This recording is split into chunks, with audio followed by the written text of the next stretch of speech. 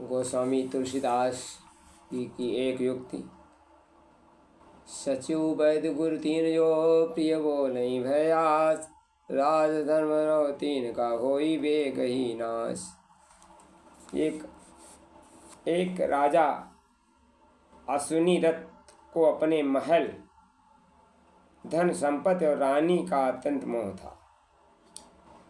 उनका यह स्नेह मोह और बढ़ता जा रहा था। इस कारण उनका राजकार्य पर ध्यान देना बंद कर दिया। यह देखकर प्रधानमंत्री बहुत परेशान हुए। वे अपनी चिंता कुलगुरु संत नागानंद के समक्ष रखने पहुँचे। मंत्री के अनुरोध पर कुलगुरु राजा से मिलने राजमहल गए। राजा ने उनका भव्य स्वागत किया। उन्हें अनेकों उपहार भेंट किए। कुलगुरु ने राजा को एक कमल का पुष्प भेंट किया। उनसे कहा, राजन, तुम्हारा उपहार कमल की पंखुड़ियों के भीतर है। राजा ने कमल की पंखुड़ियाँ हटाई। उन्हें भौरा मरा पड़ा दिखाई पड़ा। वे कुलगुरु के इस उपहार को अर्थ समझ गए। उनकी उत्सुकता को भाप कर कुलगुरु बोले, राजन, ये साधारण भौरा नहीं, ये भौरा है, राजभौरा है। राजभौरे में इतनी ताकत होती है, चाहे तो कठोर लकड़ी को छेद कर, परंतु वही भौरा कमल पर आसक्त हो जाता है तो उसके पंखुड़ियों के मध्य फंसकर अपनी जान गंवा सकता है। राजा को कुलगुरु का कथन समझ आ गया। वे मोह छोड़कर कर्तव्य पालन में जुट गए। गुरु चाहे तो शिष्य को आगे बढ़ा सकता है और अपने सद्मार्ग पर ला सकता है।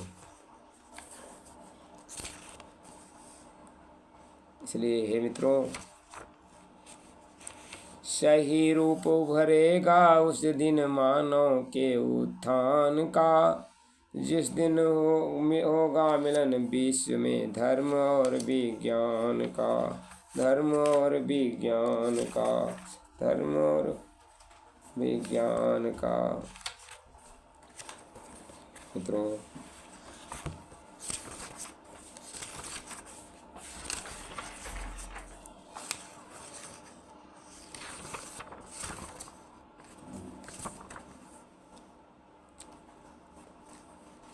मित्रों, ध्यान से सुनो, देकर तुम्हें तथ्य बतलाता हूँ।